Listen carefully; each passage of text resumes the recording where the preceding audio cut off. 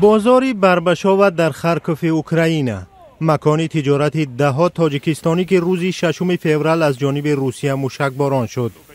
دکانهای زیادی تاجران تاجیک به کام آتش رفته است. خودشان آن لحظه آنجا نبودند. این جای حکمتلو، جای خوجی، این اکا.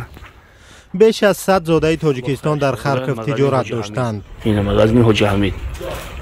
با حمله روسیه در سال 2022 اکثر آنها درهای دکانهایشان را بستند و این کشور را ترک کردند.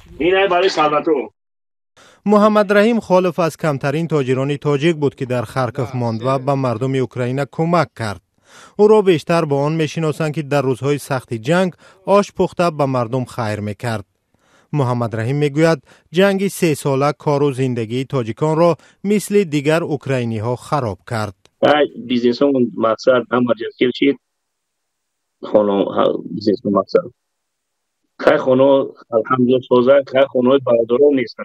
برادران هم تاجیک بودن که خانه‌شون یکس مشکل زندگی خوب داشتن، بهترین زندگی داشتن. در همین شهر اوکراین بهترین زندگی داشتن برادران. یگم تاجیک یا ازبک یا ترکمن یا همین یگم مسلمان علما ندارن که مقصد تیکش کنن بیای تا کدرتی تا یگم گفتگی نیستن. خمران پوشکشف پس از 30 سال زندگی در اوکراین پس از آغاز جنگ مجبور شد این کشور را ترک کند. او در شهر ادیسا فروشگاه قالین داشت.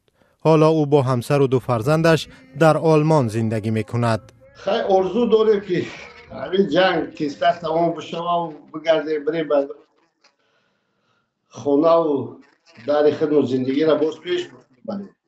خدمت برگردیم برای که اونجا کار و زندگی و بیزنس اونجا ماندگی بعد هم تینجی شوه اون دیگر شب فکرم هیچ چی خیلی ندارم. من شهرونده تاجیکستان در پولش اوکراین گرفته آمدگی هم باشم.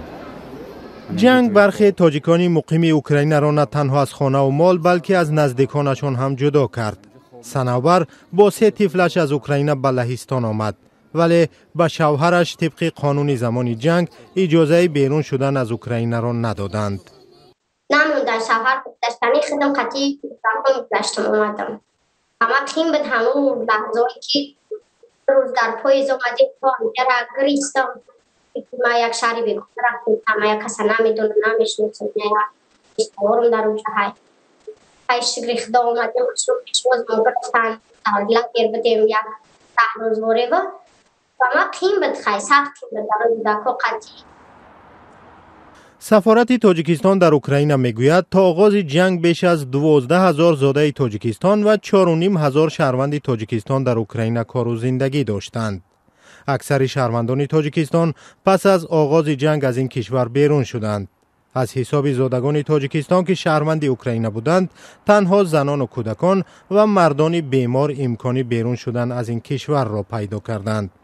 حالا همه چشم برای صلح هستند. خدای الله من طلب میکنم پروردگارم جنگ بس شوه خیلی با میبینیم این وعده‌های پرزیدنت امریکا که یکم کاری که من میکنم امی جنگ اوکراین را چی میکنم این میکنم صلح میکنم امیدوارم خدای الله که جنگ بس شوه و شوهر با پیش شوهرم برگردم مسیح فرزندم. با وجود سر و صدا خبری از طرح دقیق درباره صلح در اوکراین نیست. روسیه با آهستگی قسمت‌های بیشتری از خاک اوکراین را غصب می‌کند و هنوز هیچ گفتگوی میان 2 کشور درباره صلح رسما صورت نگرفته است.